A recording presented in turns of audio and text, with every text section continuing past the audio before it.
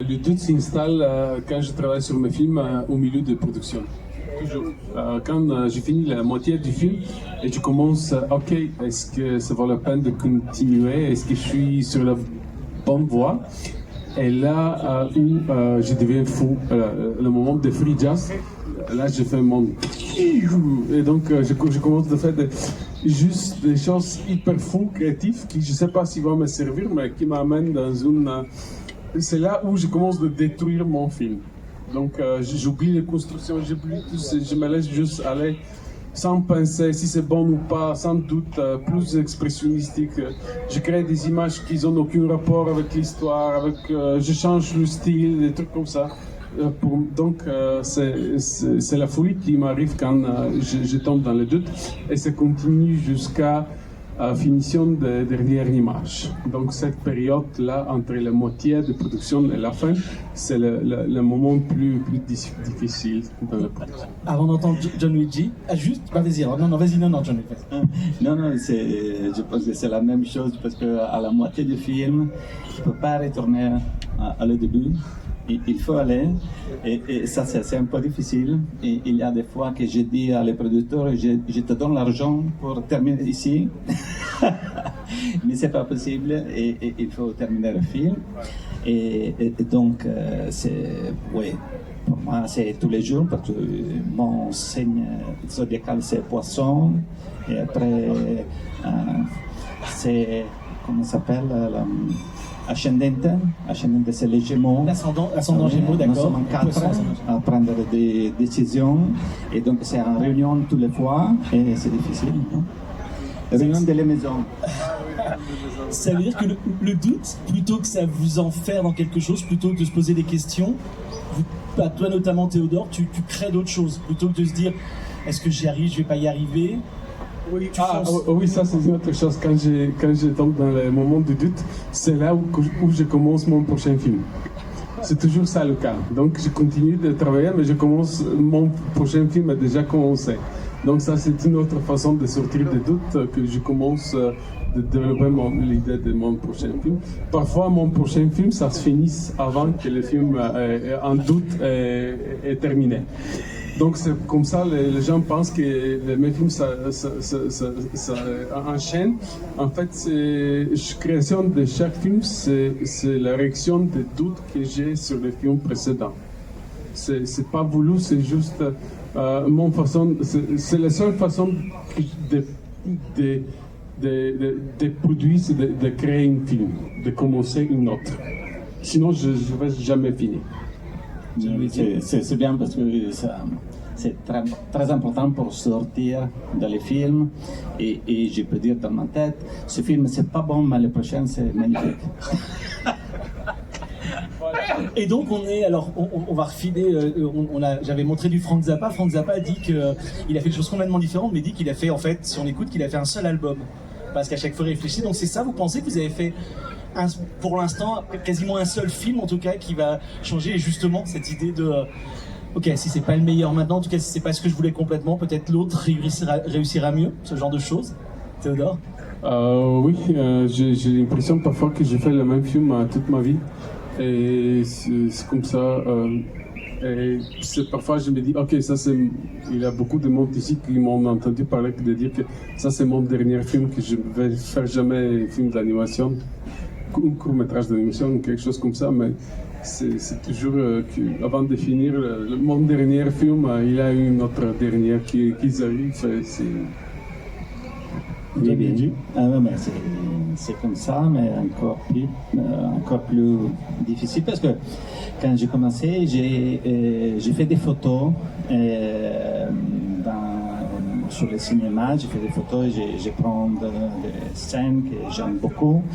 Et il y a une scène où il y a Peter Lorre dans Les Monstres de Düsseldorf. C'est un film que j'ai beaucoup aimé, de Fritz Lang. Et j'ai fait le dessin de cette scène, je pense, 4-5 fois, différents, petits différents. Et donc, je comprends que j'ai fait beaucoup de fois la même scène, et j'ai pris des scènes et je les mis dans notre film. C'est bien comme ça, mais pas la même, avec des modifications. C'est bizarre. On parlait hier un tout petit peu, on en a parlé, l'importance pour vous de faire autre chose. Vous faites du cinéma d'animation, notamment, toi Théodore, tu as réalisé un long métrage donc en live, toi tu étais assistant réalisateur, donc notamment sur Gomorrah, film célèbre. Qu'est-ce que ça vous apporte? Pourquoi c'est important de travailler sur d'autres choses? Tu as parlé d'opéra tout à l'heure, Théodore, enfin voilà, vous faites de la peinture aussi tous les deux. Voilà, c'est quoi cette importance de mixer son regard avec d'autres choses? Je sais pas, John Luigi. Oh, pour moi, c'était très important pour sortir de l'atelier et de mon table de dessin. Et parce que l'animation, c'est une question, c'est un travail très solitaire. Et donc, on va passer beaucoup de temps tout seul. Et ça devient fatigant, un petit peu dépressif, un petit peu, oui, pas trop socialité. Et donc, pour apprendre des autres choses, c'est bien de changer, de faire des livres, des illustrations, que ça fait comme faire des vacances, parce que ça devient 30-40 illustrations, c'est vacances. 3 heures au jour, ouais, ça va. Et pour l'animation, il faut être en militaire un petit peu, et donc c'est plus complexe. Et le cinéma, d'après vous réel, j'aime bien parce que j'aime bien partir dans les photos, et donc pour moi c'était vraiment très important de faire des expériences comme ça. Mais la chose qui m'appelait, que je suis plus content, c'était le théâtre et l'opéra. C'était une découverte vraiment très important qui a porté quelque chose dans mon travail, les couleurs, la musique, la voix et le travail sur les personnages, sur les costumes. J'ai appris beaucoup de choses. Donc j'aime bien de changer mon travail et faire des autres expériences pour apprendre des autres choses qui peut-être qu'ils sont bien pour les prochains films. Tu parlais de maquillage aussi? Oui, maquillage, c'est incroyable. Maquillage aussi. Oui, j'aime bien. Donc, comment ça se passe? Je sais pas, tu travailles sur des croquis d'abord, sur des choses comme ça? Oui, sur les visages, sur les chanteurs, les acteurs, c'était magnifique de travailler. Oui, parce que ça devient comme les dessins. Je prends une photo et je fais un visage tout vert, c'est facile. Mais avec toi, non, je vais faire tout vert. C'est plus impressionnant. Théodore, toi, donc comme j'ai étudié du décor de théâtre dans mon école secondaire, depuis là, j'ai jamais touché la scénographie. Parfois, je me dis, il faut que je me retourne, mais je ne trouve jamais du temps de me retourner. Je fais des illustrations. Je travaille sur les films de Brice de Vurel. C'est ça mon obsession récemment. Et c'est tout. On a besoin de tout de sortir, mais l'illustration, le design graphique, ça m'aide beaucoup. J'aime beaucoup de faire de sortir, de faire des affiches spécialement. J'adore de faire ça. Et sur ton film donc ton film live que tu as fait, est-ce qu'il y a des choses pareil, est-ce qu'il y a une porosité entre l'animation, entre vos différents travaux comme ça? Oui, il y a beaucoup d'animation. Je faisais le storyboard, de design, de production, donc presque chaque scène, je l'ai dessinée avant que je tombe. Donc il avait là aussi des décors que j'ai dessinés qui ont été reproduits tels quels sur le film. Aussi le logo de tout l'univers que j'ai créé. J'adore de créer l'univers différent dans mes films de Brice de Vurel. Quelque chose qui n'existe pas, qu'on développe, qu'on invente. Donc oui, c'est un peu comme la scénographie, mais je ne parle pas de scénographie parce que pour moi, ça fait partie de l'univers, de mon univers que je veux impliquer comme réalisateur. Donc, je ne le fais pas pour quelqu'un d'autre, je le fais pour moi-même. Donc, c'est comme dans l'animation. De travailler avec les comédiens comme même les comédiennes, alors peut-être sur le maquillage, toi, mais surtout toi, comment ça s'est passé? Tu disais, tu as fait J'adore. Ouais. J'adore de travailler avec les comédiens, de les mettre dans le rôle, de les mettre jouer, d'influencer son esprit. J'adore ça. C'était la chose plus excitante comme réalisateur, de travailler avec les comédiens. Comme vous dites souvent, évidemment, vous êtes seul, enfin, ou en tout cas en petite équipe, vous travaillez, c'est votre corps avec finalement la surface sur laquelle vous travaillez, là d'avoir justement une réponse physique de quelqu'un, acteur, ou toi à l'opéra, les chanteurs, c'est important ce changement de format, enfin ce changement de création. Théodore ? Je vais dire aussi quelque chose de drôle. J'ai fait 2 rôles déjà comme comédien, spécialement dans le film de Matthew Rankin, qui le prochain va sortir, Quinzaine. Donc j'ai joué là-bas aussi. Et je suis en train on parle d'une 3e film dans lequel je vais participer. Donc je commençais à faire de acting aussi. Donc c'est quelque chose qui m'excite. Qui t'excite aussi. Puis donc Gianluigi, là au niveau de la création, c'est à se retrouver avec, comme tu disais, des personnes en face de toi. Oui. C'est important, ça change les choses. Les acteurs, oui. J'aime bien. Je voudrais faire la danse moi-même, mais encore bon, peut-être un jour, j'espère. C'est ma mère qui m'a dit il faut chercher un travail plus sérieux que les dessins animés. Je pense la danse peut-être. Et nous, j'aime bien la danse parce que les mouvements, il y a vraiment quelque chose que j'aime bien.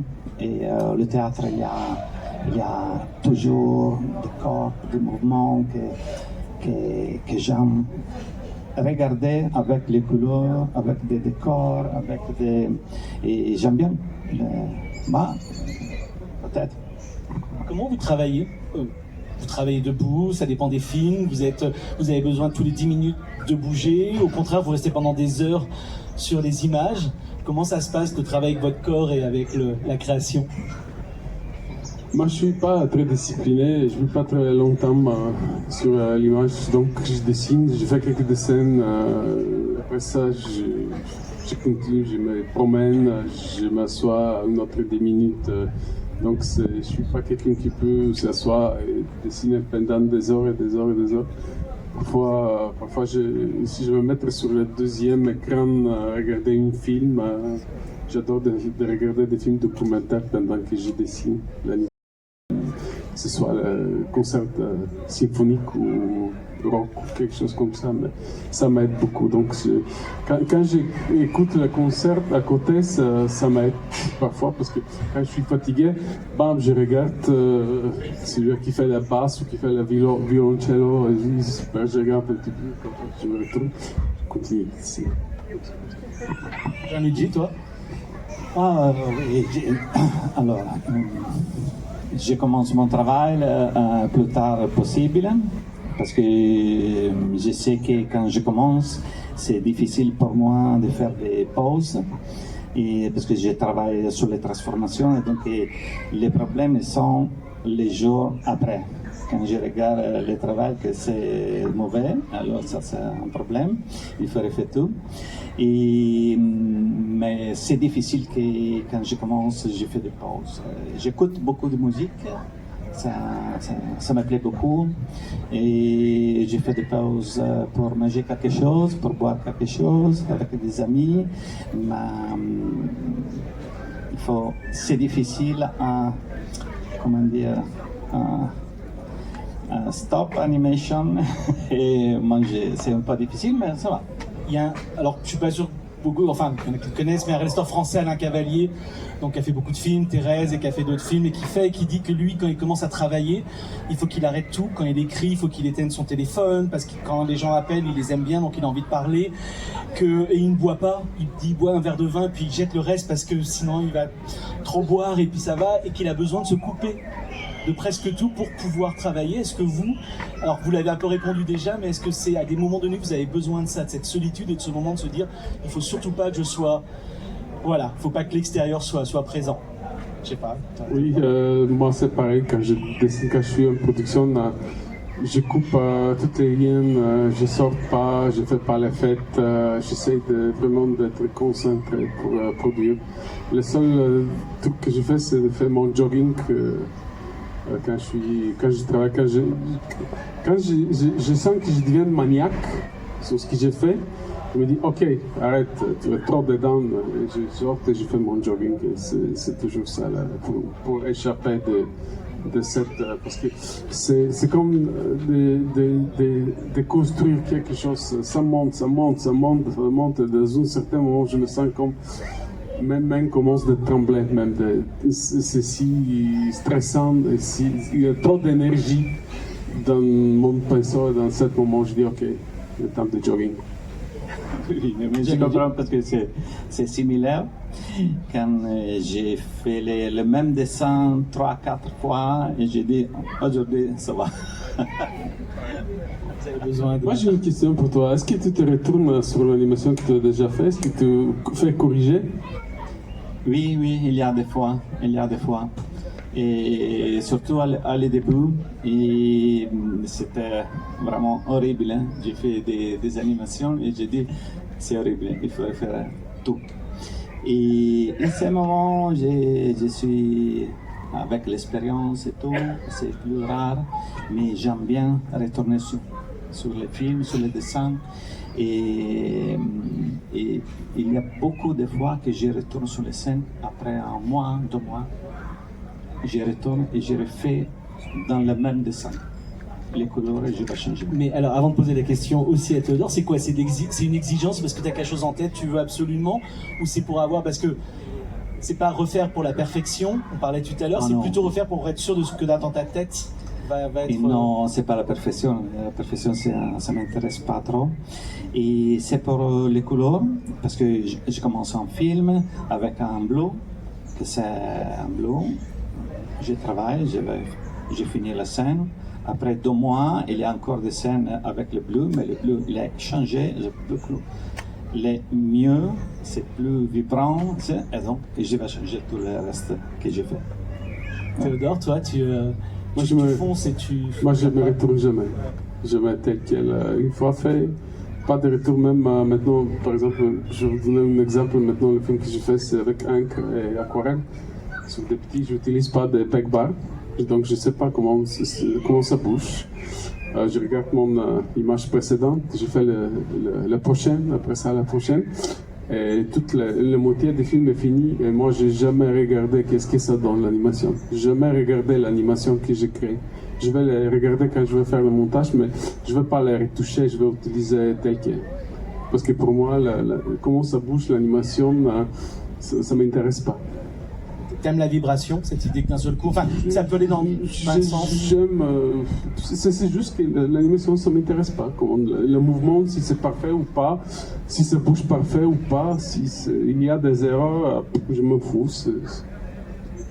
Joanna Quinn, donc une grande réalisatrice, dit qu'en effet, elle a fait les pauses clés, c'est ce qui est important. Et puis tout ce qui est entre les deux, c'est pas si important que ça. Et que même elle essaye de garder les erreurs, elle essaye de pas refaire, parce qu'elle a peur de perdre le geste, de perdre quelque chose. Donc Théodore d'abord et Gianluigi, qu'est-ce que tu penses de ça? Toi, tu as peur aussi d'un seul coup que ce geste que tu as fait à un moment donné, tu n'arrives pas à le retrouver? Je pense que l'animation, c'est une art gestuelle. J'aime la peinture gestuelle, j'aime l'animation gestuelle. Le geste et les traces des mouvements, les traces de votre... les traces d'énergie sont plus importantes que le mouvement des personnages. Gianluigi, cette idée de trace, cette idée en effet de garder... Oh oui, mais peut-être à le début je pensais ça, mais à la fin, en ce moment, je pense que les derniers gestes, c'est parfait. Et donc je vais modifier parce que j'aime bien... mon travail, c'est tous les jours en retouche. Et j'aime bien parce que dans les retouches, je regarde un dessin, il y a quelque chose.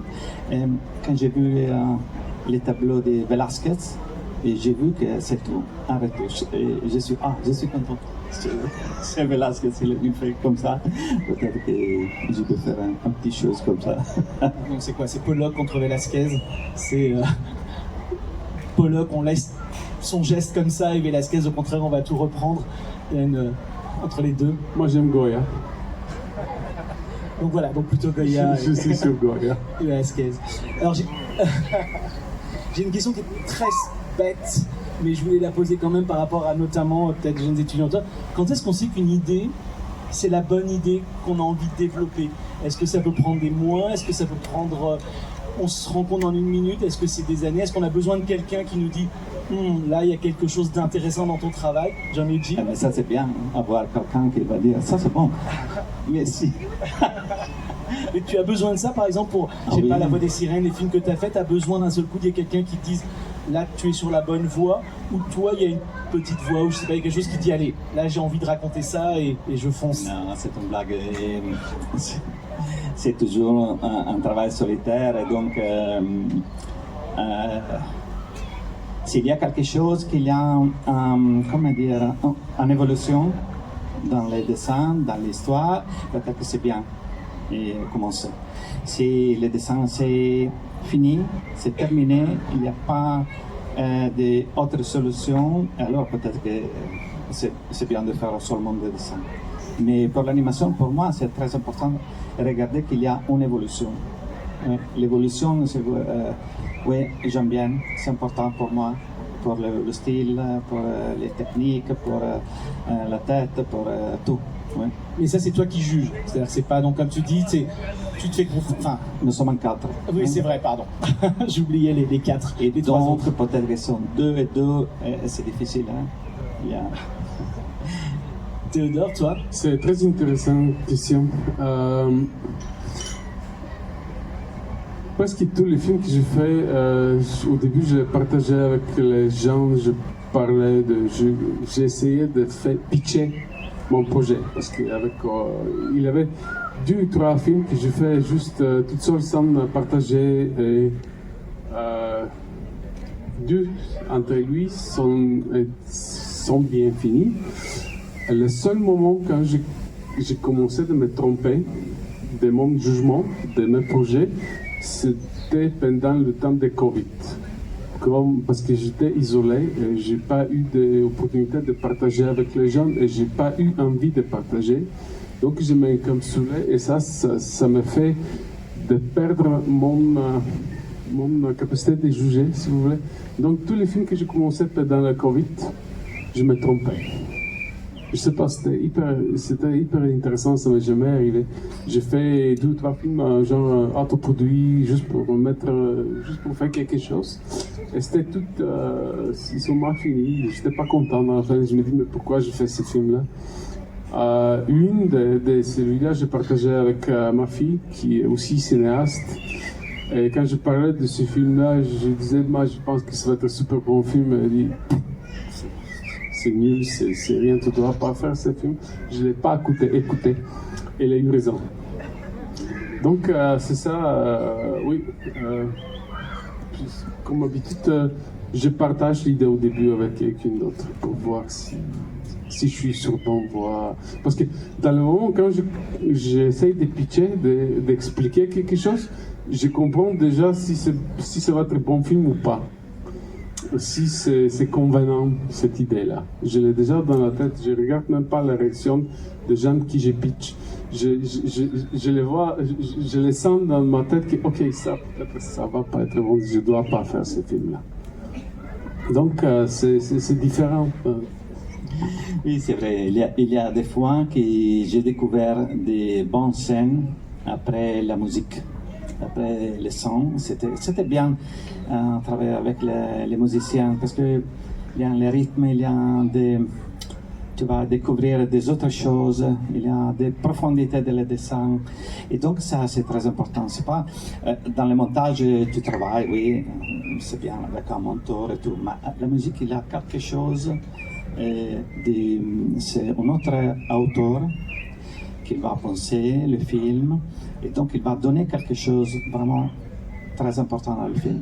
Ouais, alors ça tombe bien parce qu'on voulait justement parler de la musique et du son. Comment vous parlez alors vous travaillez avec des gens différents, mais c'est toujours évidemment vous êtes dans l'image. Comment on parle avec quelqu'un qui n'a pas forcément les mêmes mots, on va dire, créativement? Il y a des gens, je sais, qui peuvent parler de choses complètement différentes et puis essayer d'arriver au fur et à mesure, d'autres qui sont plus directs. les musiciens détestent, peut-être Pierre-Yves pourrait nous en parler, quand on leur met une musique préexistante en disant voilà, je veux du Mozart, et dire comment je peux faire du Mozart ou des choses comme ça, enfin voilà. Comment vous parlez avec vos musiciens, les gens avec qui vous travaillez pour le son? Théodore? Moi, comme d'habitude, j'utilise presque toujours la musique déjà préexistée, préenregistrée. Et j'aime ça parce que ça me donne le rythme, ça me donne Donc j'ai toujours la musique dans ma tête avant de commencer l'image. Je travaille très rarement avec quelqu'un qui compose la musique et très souvent je lui donne un morceau, je lui dis est-ce que tu peux faire juste le mix de ce morceau-là? Ça m'arrive souvent ça, donc d'ajouter juste quelque chose. Donc je ne suis pas la personne de demander comment je travaille avec les compositeurs, parce que même le seul moment dans lequel j'utilisais genre la musique originale, c'était pas tellement de cas, parce que je travaillais avec David Bryan de Godspeed to Black Emperor sur le journal de Lipset, mais il m'a donné voilà mes enregistrements, le démo que j'ai fait. Fais ton choix, et j'ai trouvé la musique qu'il me faut et je l'utilisais tel quel. Ils l'ont pas fait à l'image, ils l'ont fait, d'accord. Voilà. Ouais. Donc j'utilisais quelque chose qui n'a jamais existé. Donc c'est parce que pour moi, la musique n'accompagne pas l'image. La musique c'est avant l'image. C'est plus important que l'image. Donc c'est pour ça que j'ai besoin de la musique avant de faire l'image. Et donc pour toi, l'important sera le mix, ça sera à la fin avec le son, ça sera ce moment-là, en tout cas au niveau de la bande-son, qui va être plus important presque. C'est comme une symphonie, hein. Vous avez des différents instruments. La musique c'est un instrument, l'image c'est un autre instrument, le montage c'est un troisième. Donc c'est une orchestre que vous voulez mettre ensemble pour que le film marche. Je le prends comme ça. Gianluigi, toi? Oui, la musique, c'est très important, ça c'est sûr. Mais oui, je préfère faire les montages sans musique. Et je commence, il y a des fois que je commence dans les bruits et après je vais chercher la musique. Et je ne connais pas trop bien la musique, mais je pense quand je regarde mon film, à le début, à la moitié, à la fin surtout, qu'il y a besoin d'un instrument. Alors, il y a une fois que je pense que les percussions, ça marche très bien, la guitare, ça marche très bien. Alors, je vais chercher l'homme, les musiciens, la guitare, et on va travailler comme ça. Et pour cette dernière film, j'ai cherché beaucoup la voix. Et quand j'ai trouvé la voix, c'était vraiment quelque chose qui a donné beaucoup de choses à le film. Mais j'aime bien à la fin. Je ne sais pas, à le début, j'ai fait des choses à le début, avoir la musique, j'ai marqué tous les rythmes et j'ai construit l'animation. Après, j'ai préféré avoir plus de liberté avec les montages sans musique et la musique sans regarder le film. Et après, on va chercher un dialogue. Et ça, c'est bien. Et après, j'ai fait des bruits et j'ai commencé à enregistrer moi-même des bruits. Et j'ai travaillé avec des musiciens. Et les bruits, c'est quelque chose que ça... entre les dessins et la musique. Et je trouve que sont tous les jours plus importants pour les dialogues entre la musique et les dessins. Ça me plaît. Et en ce moment, j'aime bien la voix et je travaille avec des chanteurs. Le son est super important. Moi, j'ai chance de travailler avec Olivier Calvet et Pierre-Yves Drapeau qui font un super bon travail, qui ajoute un niveau de créativité énorme sur le son. Et pour moi, c'est très important. C'était toujours le son, c'était numéro 1 dans le film. Parfois, moi, je peux vivre sans image, mais je ne peux pas vivre sans son. Gianluigi, d'avoir travaillé au Japon, de travailler aussi avec un compositeur japonais, est-ce que ça apporte quelque chose d'autre sur les silences aussi, sur tout un travail peut-être un petit peu différent donc. Ah oui, complètement différent parce que les dialogues c'est pas possible et donc et non, c'était vraiment très très intéressant. Nous avons des bruits ensemble et c'était bien de construire tous les bruits pour les films. Après nous avons pris des vieux musiques des musiciens, des nouveaux, des changements. C'était bien, oui, j'aime bien. Est-ce que quand vous dessinez, vous avez des bruits qui viennent? Est-ce qu'il y a d'autres choses que l'image? Est-ce que, je sais pas, il y a des mots, des choses comme ça au moment du dessin ou non? C'est vraiment le dessin en lui-même? Ça existe toujours. Comme je dis, il y a toujours des sons de bruit avant l'image. Donc j'imagine toujours l'image qui sert le bruit. Et parfois, j'enlève l'image pour laisser juste le bruit parce que c'est assez. J'adore des images noires. Donc il se passe quelque chose. En fait, le plus important moment dans mes films, ça se passe toujours sur l'image noire. Parce que comme ça, les gens aperçoivent ce qu'ils attendent. Il n'y a rien d'empêché d'attendre. Et là, tout ça compte. Là, c'est l'intonation, la mix. Est-ce qu'il va venir du centre? Ça, c'est Pierre Strapo qui va venir du centre ou ça va venir derrière de vous? Est-ce que ça va venir de droite? Et ça change le sens absolument.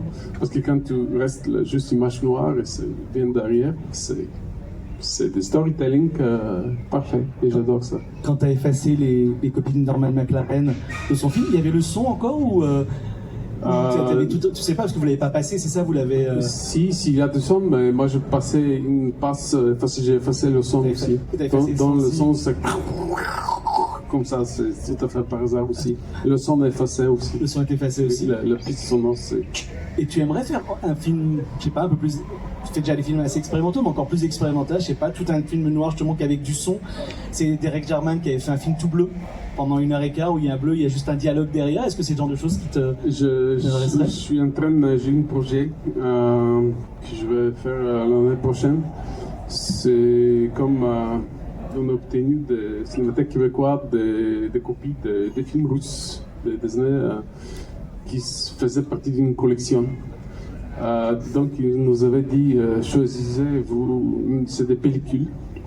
Donc je tombe dans cette collection et j'ai vu un film qui est super bon, magnifique film, mais c'est un film classique de propagande russe. C'est de Eisenstein, La ligne générale. Donc l'année prochaine, dans le jour de l'invasion de Russie en Ukraine, je vais commencer à effacer la ligne générale de Eisenstein au complet. Et je vais finir jusqu'au bout, je vais dessiner, je vais ajouter juste des mots de propagande contre Poutine et Russie et tout ça. Ça, c'est mon projet le plus ambitieux à date. Ça, c'est mon projet. Gianluigi. Alors, les mots, on reste sur les mots, oui. Les sons, oui. Parce que il y a beaucoup de temps que je veux travailler sur les mots, sur la voix, mais j'aime pas trop les cinémas d'animation avec des voix normales, comme les films de voix réelles. J'aimerais bien les mots, ils sont beaucoup de fois en prison pour la voix. Et je pense que c'est bien d'avoir un voix nouveau, des mots nouveaux. Il faut faire un travail que c'est plus important, la sensation, et c'est plus libre. Il y a beaucoup plus d'expressivité. Et comment dire, il y a des chanteurs qui travaillent comme ça, et j'aime bien. Et je voudrais travailler. Oui, il va inventer tous les jours des mots qui sont différents, ne sont pas communs. C'est un petit peu comme les gramelots. Ouais. Et tu comprends à la même temps, et comprends plus que les mots qui sont, on va dire, plus définis. Ouais. Je ne sais pas ce que vous en pensez, c'est Virginia Woolf qui disait que justement dès qu'on donnait une définition et on mettait un mot, on détruisait quelque part cette chose. Alors évidemment on peut pas parce que même là il faut qu'on communique ensemble, il nous faut bien des mots, mais cette idée que la langue est en mouvement tout le temps et peut-être l'animation, enfin tout ça est en mouvement, justement pour reprendre le mouvement, c'est important pour vous de pas rester fixé sur certaines choses. Théodore? Oui, il a bien dit, je suis d'accord. Avant de vous donner... Après, Virginie Woolf, j'ai plus rien d'ajouter. Dernière chose avant de vous laisser la parole. Comment vous définiriez, est-ce que si je dis que votre cinéma il est politique, il est engagé, il est militant, c'est quel mot que vous préférez? Il y a peut-être un peu plus d'humour, par exemple, Johnny, tu veux mettre de l'humour, je sais pas pour toi Théodore, est-ce que c'est quelque chose qui vous plaît, ce genre de mots, ou c'est des mots que vous refusez un peu? Si moi je dis que l'animation est une art, comme je dis dans mon manifeste, pour moi l'animation c'est une art. Moi je déteste l'animation comme un entertainment. Ça m'intéresse pas. Et je regarde pas des films de Disney, de tout ça, ça m'intéresse pas. Vraiment. Et pour moi l'animation c'est une art. Et comme art c'est très souvent acte politique et geste militant.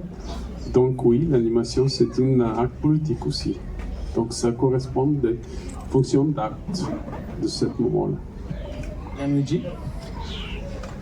C'est difficile parce que les fois c'est un problème, non? Il y a la guerre et nous on va parler contre la guerre. Et quand il y a la guerre, je regarde qu'est-ce qu'il y a de la guerre dans moi et qu'est-ce qu'il y a de criminel dans moi. Ça m'intéresse beaucoup. Et donc, je ne sais pas si c'est une question politique, peut-être oui, mais j'aime bien les petites tragédies quotidiennes parce que les grandes tragédies sont les petites en grand. Et donc, c'est ça qui m'intéresse beaucoup parce que je ne peux pas parler de la guerre. Oui, mais c'est la guerre dans moi. J'ai peut-être du fascisme dans moi. Et ça, c'est la réflexion. Et je voudrais faire quelque chose pour la paix et pas contre la guerre. Est-ce que ce que fait Théodore, là, il nous disait effacer la ligne générale, reprendre des images, toi aussi tu le fais dans ton travail finalement, c'est quoi? C'est une réécriture du passé ou non? C'est un hommage? Pourquoi ces images du passé que tu reprends et que tu retravailles parce que toutes les images du passé, il a quelque chose de vraiment qui me donne quelque chose de mémoire et ça devient comme une évolution de le mouvement. Quand je regarde Muybridge, quand je regarde Toto, je regarde les vieux comédiens et je trouve qu'il y a quelque chose que c'est à le début de le mouvement et donc j'aime bien partir de le début. Alors, c'est là où je m'enlève et je vous laisse la parole. Est-ce qu'il y a des questions dans la salle? Beaucoup ton travail, Gianluigi. Fait que Théo, par rapport à dans les films plus expérimentaux que tu fais, dans ton rapport avec Olivier, qui est ton principal collaborateur au niveau de trame sonore, souvent, ma question c'est, lui va peut-être choisir des éléments et faire un tri, donc peut-être pas certains, plus d'autres, ce qui va souligner. Est-ce qu'il y a une discussion avec toi là-dessus ou tu lui laisses... Je lui laisse, après ça on discute. C'est comme un ping-pong. Je laisse toute la liberté au début. Je lui dis, voici ce point-là, je veux que tu soulignes. Parfois, par exemple, le dernier film qu'on a fait, je lui laissais toute la liberté parce que je trouvais que c'est important que lui prenne que lui devienne l'alpha numéro 1 dans ces films-là. Donc c'est toujours ça. Et j'ai beaucoup de confiance en ce qu'il fait. C'est très important d'avoir la confiance. C'est pour ça que j'aime de travailler avec les mêmes personnes parce qu'on sait qu'est-ce qu'ils vont faire. Je sais qu'Olivier va faire un super bon travail avec les folies, qui va être super créatif. Ce que j'adore, qu'Olivier il cherche jamais des sons qui existent. Il essaie toujours de recréer des nouveaux du son à partir de quelque chose d'autre et de le faire transformer.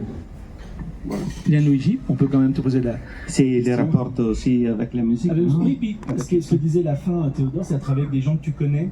Oui. Et ce côté, là, c'est de la liberté, mais enfin, voilà, savoir où ils vont, où elles vont aller. Ah oui, mais c'est de la confiance, oui, c'est surtout. Et après, j'aime bien d'avoir des surprises. Et parce que les sons, la musique, il y a quelque chose que je ne connais pas très bien. Et je pense que c'est important d'avoir la liberté. Et la première chose que je cherche est d'être surpris. Je dis, waouh, jamais pensé ça pour ce film. Ça, c'est la première chose que je cherche. Est-ce qu'il y a d'autres questions parmi vous? J'ai posé toutes les questions, il n'y a pas de questions. Ok, je vais continuer à poser des questions, on a encore un petit 10 minutes. Donc c'est un petit peu dommage de ne pas profiter de ces 10 minutes-là. Juste... Il y a le professeur. Ah bah si. J'ai une question pour Gianluigi. Tu as dit que tu rêvais souvent parce que tu vas changer la couleur. Au début, la couleur c'était de toute façon, et après tu vas refaire le bleu comme il devait être. Est-ce que ça arrive des fois que la musique, dans le cas du dernier film, La Voix à Valeria, te donne l'envie de changer des choses après, alors te pose des questions à propos du visuel, ou ça va comme ça parce que il a travaillé bien, il s'est posé bien sur le film, ou ça te pose des questions de changer? Et tous les fois. Et pour ce film, j'ai commencé le film, j'ai fait 3 mois d'animation. Après, j'ai rencontré la chanteuse italienne qui s'appelle Valeria Sturba et nous avons fait des tests. Et c'était bien écouter sa voix. Et je pensais que c'est une autre chose pour faire les 3 mois après pour le reste du film. Et j'ai changé des petites choses. Et je suis très content d'avoir Valeria parce que j'ai écouté sa voix et donc j'ai travaillé pour avoir la meilleure Valeria. Gianluigi d'abord et puis Théodore après. Est-ce que tu dis que tu changes de couleur? Est-ce que tu fais tes propres couleurs? Est-ce que vous créez vos outils des fois par rapport aux besoins d'un film? Est-ce que vous décidez? Donc est-ce que tes couleurs là tu les fais toi-même et d'un seul coup tu dis ah ben le bleu il n'est pas le même et c'est pas forcément dans le commerce que tu vas le trouver, tu vas chercher, je sais pas, des teintures, des choses comme ça. Et pour tes peintures aussi, hein, là on parle de la création animée, mais ça peut être pour tes peintures et tes illustrations. Eh oui, mais je suis drogué des couleurs, donc je vais acheter beaucoup de couleurs, j'achète tous les jours des couleurs. Pour moi, c'est très, très joli de regarder les magasins de couleurs, donc je vais chercher tout et je vais mélanger toutes les couleurs du monde. Il y a des couleurs très chères, il y a des couleurs qui sont pas chères pour les murs. Je vais mélanger, je vais mettre des autres choses, je mélange tous les jours et donc ça me plaît beaucoup. Mais ça c'est une question qui dérive dans la céramique du laboratoire de mon père. On joue beaucoup sur les significations des couleurs, est-ce qu'il y en a ou est-ce que tu essaies de sortir de cette idée du rouge qui veut dire ça, du vert qui veut dire ça? Oui, mais tous les jours, le rouge ça veut dire quelque chose, le bleu aussi, le jaune aussi, ouais. Donc tu restes dans ces symboles-là, il n'y a pas l'idée de vouloir mélanger, de se dire après tout... Il y a des petits changements, ils ne sont pas très clairs comme ça, non? Les mots, ils sont trop précis, mais un petit peu, oui. Théodore, toi on te voyait avec le sèche-cheveux hier, on voyait, tu as besoin de créer des choses comme ça Oui, je commence toujours avec des couleurs primaires. Après ça, je mélange sur mon palette. Et j'ai toujours, tous ces films, je fais comme ça. Je pense jamais de couleurs avant que je commence. Je mélange sur le palette et je commence juste à dessiner. Évidemment, j'aime beaucoup des couleurs rouges parce que c'est la couleur principale, agressive. Quand j'ai vu une image agressive, c'est rouge, noir et blanc ça marche meilleur. Et toutes les autres couleurs, ça arrive pendant le processus. C'est ça. Et les outils, je demandais, est-ce qu'il y a des fois où tu te dis, je sais pas, j'ai besoin de quelque chose, je sais pas d'un stylo, pas d'un pinceau. Je sais qu'il y a des réalisateurs qui vont travailler avec leurs mains directement, est-ce qu'il y a besoin de changer des fois ou est-ce que vous avez la même manière de travailler? C'est jamais pareil, chaque film c'est une technique différente, différents outils, donc ça, je change tout le temps. Toi, Gianluigi? Oui, oui, tous les jours avec les mains. Et donc, avec les mains, les pinceaux, les crayons et tout. Mais les couleurs primaires, c'est mon père. Et que, quand j'étais petit, il faut acheter seulement les couleurs primaires et après tu vas faire tout ça, tous les changements. Et j'ai dit non, c'est bon, les rouges avec un petit peu de bleu, comme ça, c'est déjà fait. Et donc, je vais acheter toutes les variations de couleurs. Oui. Il y a certaines couleurs que j'adore que tu ne peux pas faire sans avec les couleurs primaires que j'ajoute. Ça, c'est Terra de Umbria, que j'adore. C'est incroyable. Et ça, j'adore. Bon, c'est peut-être mon crayon, mon couleur préférée sur mes films. Et aussi, l'autre, c'est Cobalt Blue, mais c'est genre très. C'est Magnifique. Une très spécifique bleu qui je ne peux même pas expliquer. Ça n'existe presque pas dans la nature, que j'adore, que je ne peux pas créer en mélangeant les couleurs primaires. Ça, c'est deux couleurs qui sont toujours dans ma palette. Après, il y a des problèmes avec les couleurs parce que il y a des très bonnes couleurs, mais quand tu vas faire les photos ou le scanner, c'est différent, ça ne marche pas. Et donc, il faut adapter à la lumière. Oui, ça aussi, ça existe. Il peut y avoir pas des déceptions, mais une couleur que vous aimez, vous dites ça va être pour le film, et finalement, ça ne fonctionne pas pour le film. Oui. Ouais, c'est déjà arrivé. Ça arrive, oui, ça c'est le travail des coloristes qui fait le de touche finale, comme tout ça. Oui, les turquoises. C'est turquoise aussi. C'est pas possible. Je suis d'accord. Oui. Tous les jours, je cherche de faire quelque chose avec cette couleur, Oui. mais rien. Oui. Un jour, j'espère. Quand tu dis rien, c'est-à-dire que pourquoi d'un seul coup ça passe pas, c'est que ça vous. Parce que ça devient ou trop vert ou trop bleu.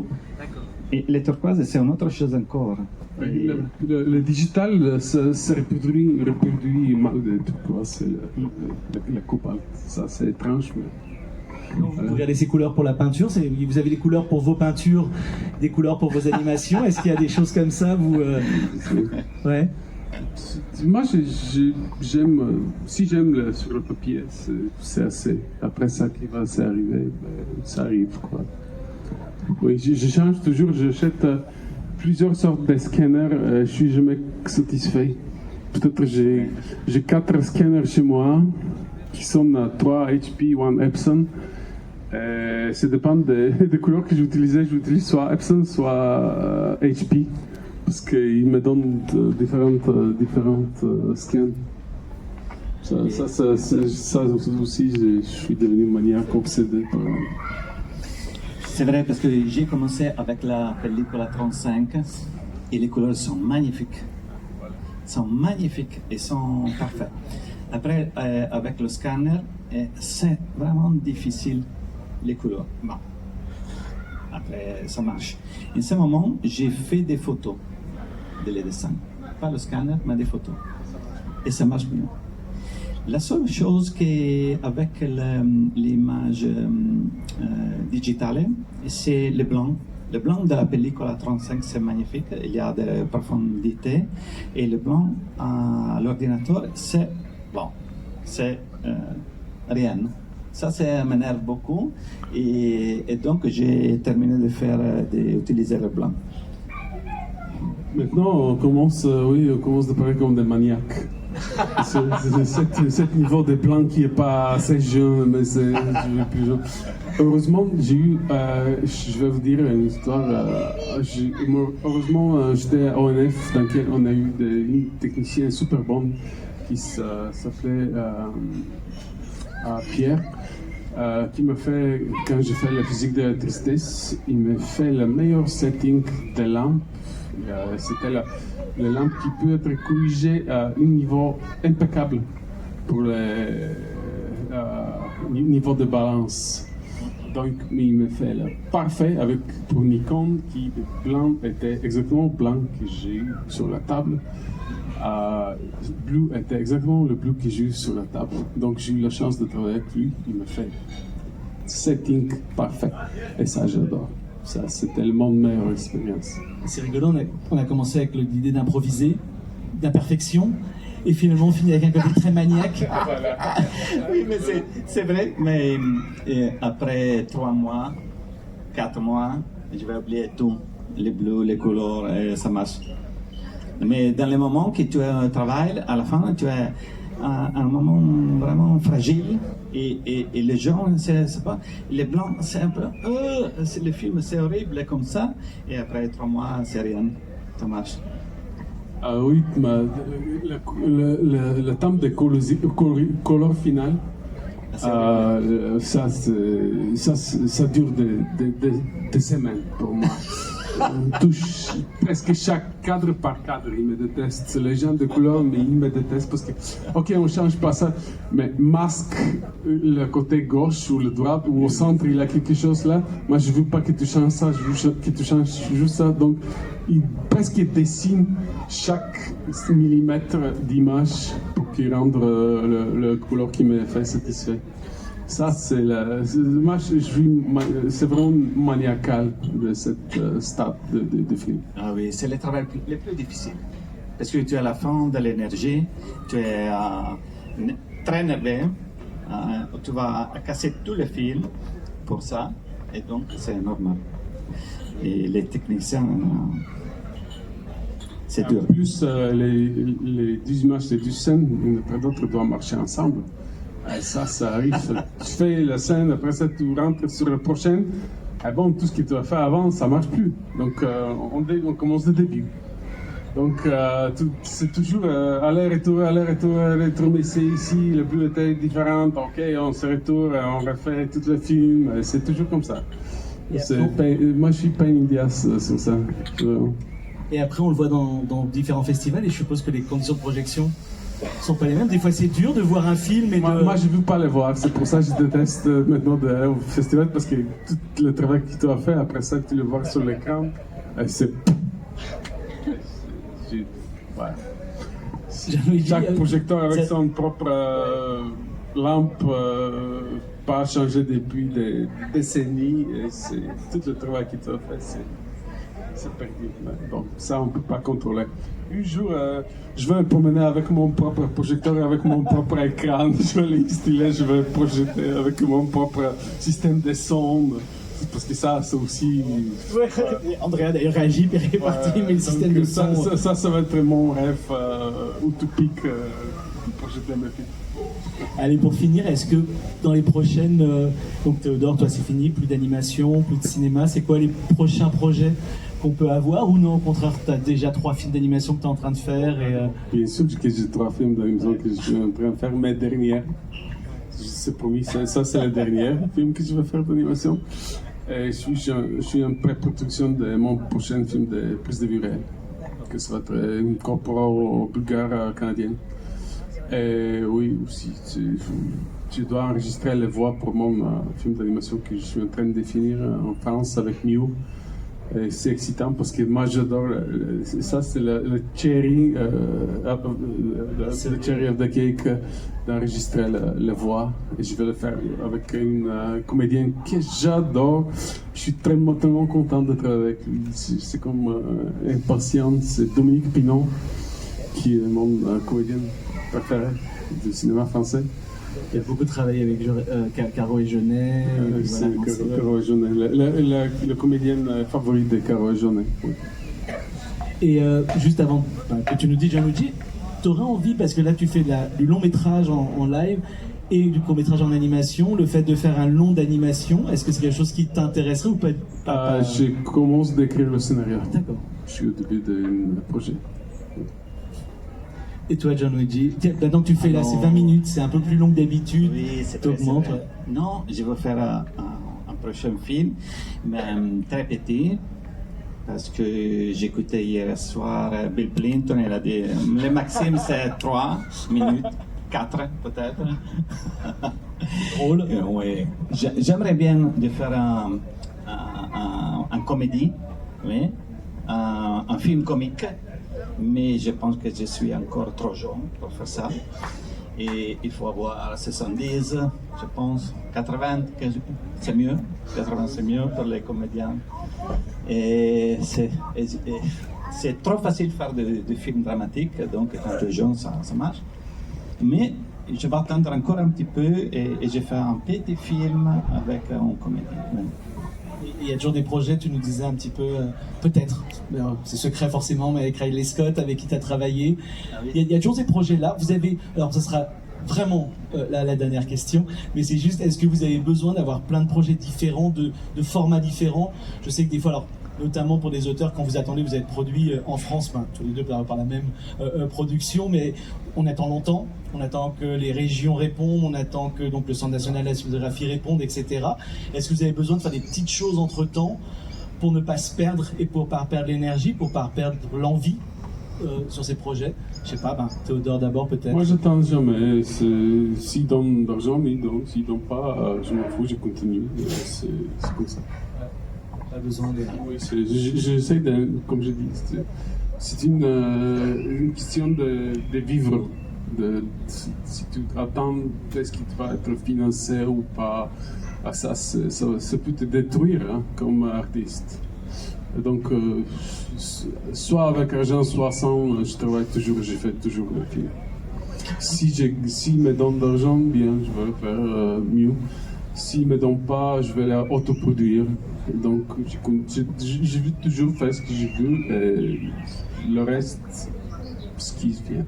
Le fait d'avoir un nom un petit peu aujourd'hui connu, comme le tien par exemple dans le monde de l'animation, tu t'es souvent dit par exemple le film autoproduit et que le fait que l'ONF la récupère après, il y a ça arrive, ça arrivait dans le passé, maintenant c'est pas possible. C'est plus possible, non. C'est fini.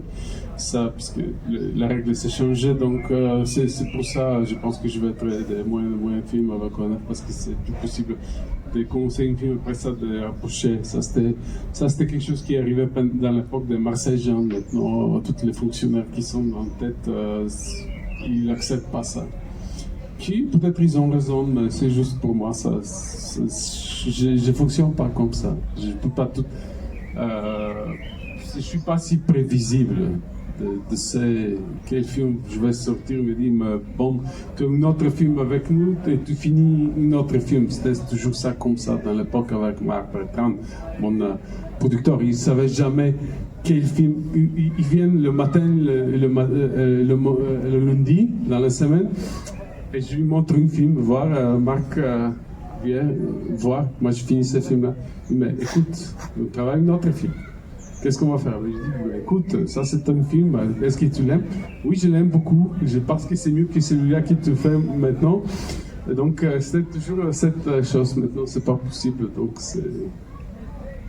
Et toi, Gianluigi, le fait de faire des commandes aussi, le fait de faire d'autres choses, c'est important pour dans le travail créatif? J'aime bien, les films de commande, c'est la meilleure payeuse, parce que pas d'énergie pour l'aider. Pas d'énergie pour chercher l'argent. C'est toute l'énergie pour faire le travail. Il y a des thèmes que peut-être que jamais écouté, jamais pensé de faire. Donc, j'aime bien. Il y a quelqu'un qui va dire, tu veux faire ça, il y a de l'argent. Ouais, je suis là. On va terminer, on aurait pu parler d'Hélène Bessières. Après le bon mot de Gianluigi la dernière fois. Ça s'est bien passé toi avec Hélène Bessières, Théodore? Ah oui, elle est super. J'ai fait 2-3 films avec elle. Elle était super gentille avec moi. Elle me donnait toujours de bons commentaires. C'est super de travailler avec Hélène. Pour moi, ça marche très bien. C'est pas la Robespierre. C'est pas la Robespierre. Parce que Gianluigi a dit d'Hélène Bessières, c'était la Robespierre du cinéma, du film à l'animation. Mais non, parce que j'ai commencé dans les 92, j'ai fait les premiers courts-métrages pour Arte France qui s'appelle La 7 Arte. Il y a Louisette Nel, c'était une femme que j'adorais et c'était très très bon de travailler avec elle. Et après, son assistante, c'était Hélène Bessières. Et j'ai connu Hélène Bessières. Et après, avec Hélène Bessières, il faut montrer le film, il va penser de couper des choses. C'est pour ça que je l'appelle la Robespierre. Oui, c'était plus sur une plaisanterie. Mais c'est vrai qu'elle est connue pour ça. Alors pardon pour ce petit moment, puisqu'Hélène Bessières, plein d'entre vous la connaissaient pas forcément, mais c'est une personne importante qui donne de l'argent pour les films, notamment en France. Et c'est vrai que les auteurs et les autrices peuvent avoir des relations et c'est tout à fait normal. En plus, le temps a changé par rapport malheureusement à Louise Etney. On n'est plus malheureusement dans ce temps de la 7 Arte où d'un seul coup on peut avoir ce personnage, mais qui a permis un nombre de films. Hélène Vessière, enfin voilà, c'est une blague parce que c'est une petite blague par rapport à comment elle fait, parce qu'elle a fait évidemment un nombre de films assez incroyable et je pense que beaucoup de gens ici ont été produits à un moment donné ou l'autre par Hélène Vessière. Donc voilà, c'était c'est une forme de cinéma et donc c'est bien même. À le début, la 7 Arte, c'est en télévision, ils sont tous des artistes, les producteurs aussi. Et ça c'est incroyable.